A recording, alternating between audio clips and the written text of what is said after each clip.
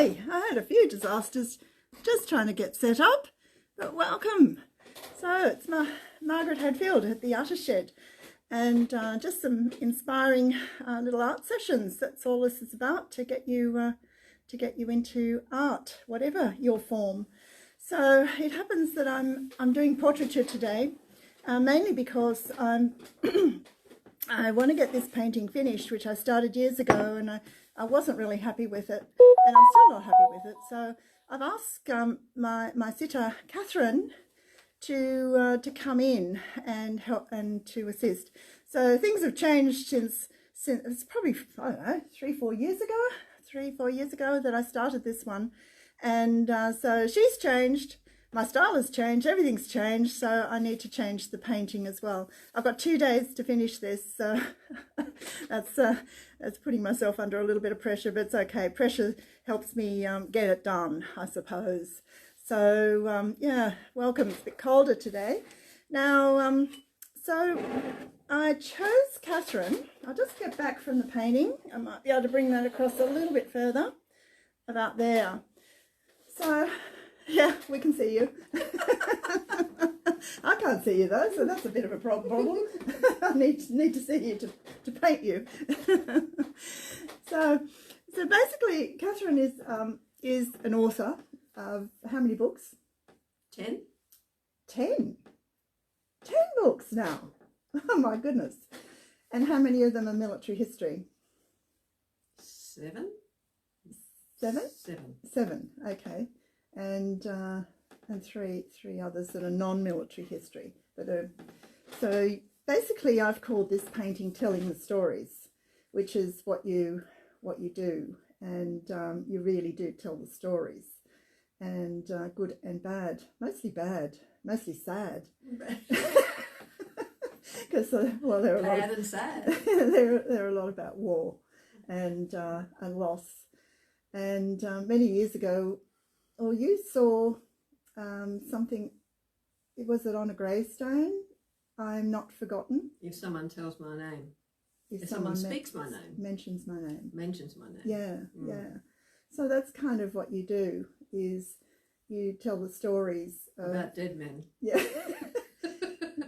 And women. And women, I was about to say that. So, yeah. It's not all gloom and doom. Yeah. It's inspiring as to what these human spirits are managed. I mean, it's the human spirit rising above the harshest of conditions. Yeah. So one of these men I have in the painting, I'm just having a look who I have, is Frank from Goulburn. Frank Chataway. Frank Chataway. I'm not quite happy with him yet, but so he's beside you, on the side of you there. And so he's a hero of both of us, and he only died a few years ago, 95 or something. Oh gosh, not that. It was later than that. It was 2000 and something. Yeah, but it was only recent years. So, yeah, but the 1990s not recent. No, Frank Chataway. Yeah. No. It was the 2000s anyway. Yeah. So we went to his funeral. Yeah. He was a surrogate father to me, I think, in many ways. Amazing man. As they all are. Yeah, so he survived horrendous Bermatire Railway and the sinking of HMAS Perth. That's right. And getting ashore, and then being taken up POW, and then surviving the Bermatire Railway. Yeah. And just that. And coming home, and then his wife died of cancer, so... Yeah, he outlived his wife. Yes. He went through all that starvation and deprivation. And but he kept himself alive from memory, from doing something in particular, and his mates. I was trying to find out how individuals survive such trauma. And why so many died, and how so many did manage to live. And the only defining thing I could come across in my own belief when I was writing the books was that some people's imagination. I have to speak up. Yeah. People's imagination. Yeah. People who don't wallow in what they're going through. they see something that they cling to, like it might be something I'm going to do, like Ernie Tuvey, who... I'll let you speak because I need to paint. And Yeah, you can tell some of the stories. That'd be great. Ernie Tuvey was on the Burmah Railway. He was a HMAS Perth sailor also. And he developed a tropical ulcer, which was not uncommon in the tropics up in Burmah Railway. And it was so bad that the doctors, like Weary Dunlop, who you have painted, said to him, the leg must go. And he said, no, I'm going to play cricket for Queensland. And I need 2 legs to do that. So he'd escape into the jungle, hide whenever they came looking for him. And he used to use, sounds pretty ghastly, but this just demonstrates the amazing fortitude of some of these individuals. He got a teaspoon and he'd clean out the ulcer painfully, excruciatingly himself. And he kept his leg. And he returned to Australia at the end of the war and he played cricket for Queensland. Wow. And he also got selected for the Australian baseball team. And every time they would go overseas, he would withdraw from the team. And I said to him, Ernie, why did you withdraw from an Australian team? And he said, Catherine, I went overseas once and it took me 3.5 bloody years to get home. Oh my gosh. I'm not going to risk it again. Now, the gentleman you're referring to, Frank Chataway, was a maths teacher before he joined the war effort. So he would conjure up a puzzle, a combination of grammar and math, and he'd go to any POW on the Burmah Railway and say, remember this, and see if you can figure it out, and I'll come back to you in the next couple of days when I can, and I'll add to it. And he did this multiple times. So he kept his brain engaged. Wow. And that was another effort to remove yourself from the dreadful conditions on the Burmah Railway. Another fellow was an artist. An artist? Yes. And he would get a stick and he would draw in the dirt whenever he had an opportunity and take himself into the pictures. Wow. Into his scribbles.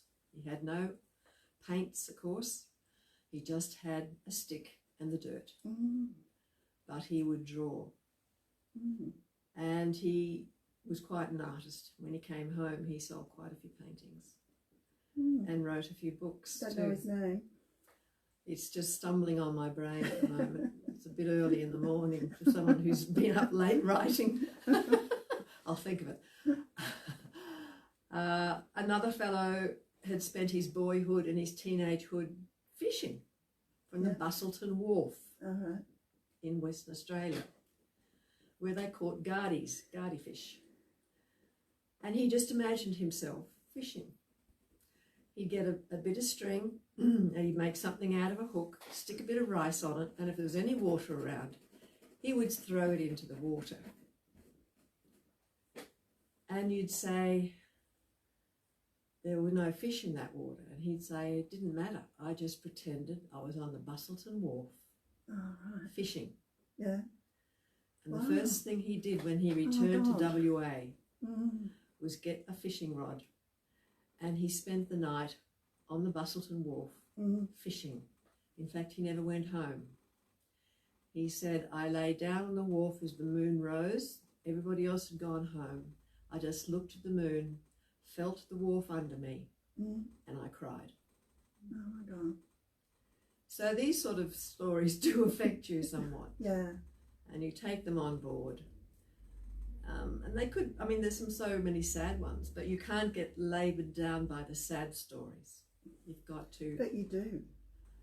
You take some on board. That's why I've got you in the background looking rather sad, because you take yourself into those stories, don't you? It's difficult not to. And you think, how can man be so unkind to man and so cruel? But then you see these survivors, and unfortunately they aren't with us anymore, most of them, until you move on to later conflicts. And there's something about their presence that I adored sitting with. They have an aura. I mean, now it sounds rather weird, but they sort of live with ghosts. Yeah. And they live as good a life as they possibly can because they know their mates never had that opportunity. So the gentleman you're talking about, Frank Chataway, he went on to be headmaster of Goulburn High School. And I was having lunch with him one day and in a club, and he said, "Not sure what I'll have, Kath. I think I might have I'll have the stroganoff type stew thing that they're offering." So it became very quiet, and I said, "How's the stew, Frank?" "Oh, it's not bad," he said, "but I could have done without the bloody rice." So the rice bothers him because that's all he was given to eat. Was plain old rice for 3.5 years. Yeah. So he didn't like rice. No. Okay. Well, that's understandable, isn't it? Understandable. I wouldn't mind you sitting here for a while. We don't have that. I only allow about 20 minutes on the live streaming, and so I'll get into this more. I'm seeing so many different aspects to your face. Now, I had you too wide. Have you lost weight? Yes. Okay. You're nice. You've lost weight. Your hair's a different colour. It's got a little bit more silvery. Yeah, we could have left that bit out. And obviously shorter. So I'm going to do all that. And so before I went to live streaming, I did make up some puddles of paint, which I'll just show you, which were more, skin tone. And I have whoops, just get rid of that. I have a little bit of oil in a pot. So you can see I've got various mixtures of skin tone, which are largely quite purpley. So you wouldn't fathom how much purple is in your skin. So I'll get you to look at your hand and look at all the different shades that are on your hand. And also bear in mind the colour that you're perhaps seeing here is different to the colour that I'm seeing as well. And so it's looking at all the different colours, and you're particularly English skin, that'd be right, Scottish? Scottish English, yes. Yeah. And so aged. And aged, a few spots here and there, and a few wrinkles here and there. I'll try not to highlight them too much, so I can't do much about that. But anyway, yeah, so it's if you wouldn't mind just hanging about, I've got a lot more to do. I'll take some photos as well. And I'll finally finish this painting off. I want to sort of enter it into the Portuguese Portrait Prize, which is just for women artists. You don't necessarily have to paint women. But I'll just get here to add one more story. I've got a cat in here. Can you tell me about the cat? Or tell us about the cat? I know he's called Red Lead. The cat is Red Lead. And I'll keep painting just for a sec, a little bit longer. See, Red Lead was the cat that was the companion on board HMAS Perth 1.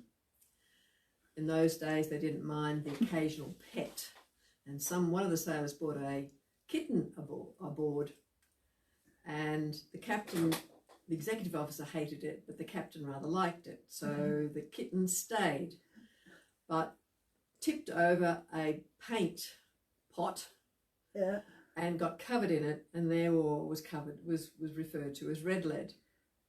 Okay, so this cat lived on the ship. The cat lived on the ship. Okay. Of course, in the very olden days, they liked cats because they took out the rats. Yeah. But this cat was on board HMAS Perth, unfortunately, when it came into the Battle of Sunder Strait.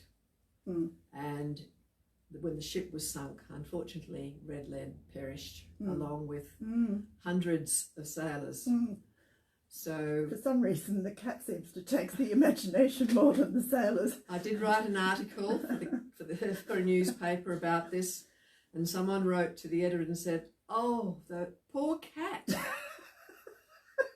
And I thought, what about the 300 sailors and officers who perished? Oh, but it was the cat. Yeah, isn't that funny? I mean, not funny, but yeah, tragic. But we focus on the Animal, dear little cat. But yeah, so anyway, well, thank you for that. So I'll finish off. Anyway, I hope you like that. It was more just learning about. So what I do is a conceptual portrait. So I'm telling a story, just like Catherine tells a story. And so I don't know if you can see the whole thing. I'll just, oh no, I'll put that up on the site as well. I'll just get my big head out of the way. No, Catherine's face is not finished, so don't look at that. But you can see I've got a grieving mother here on the right-hand side, on this side, on my right, your left probably. She's a mother of 3. She lost 3 children, didn't she? And you wrote about how the light went out of her eyes, the loss of her 3 out of 5 children or something. She had a fairly large contingent. 3 out of 4. Out of 4, yeah. So that she's particularly poignant in my painting to bring a mum in. And we've got from Bomber Command 1, 2, a sailor, another sailor. Oh, Henry. Remember Henry? From HMAS Canberra, which was also sunk. Yeah, yes. But he survived. He's a real character. And of course Frank Chataway, and just some images of ships and AE1 submarine in the background. But thank you. I better end there. I've gone much too long. See ya. Bye.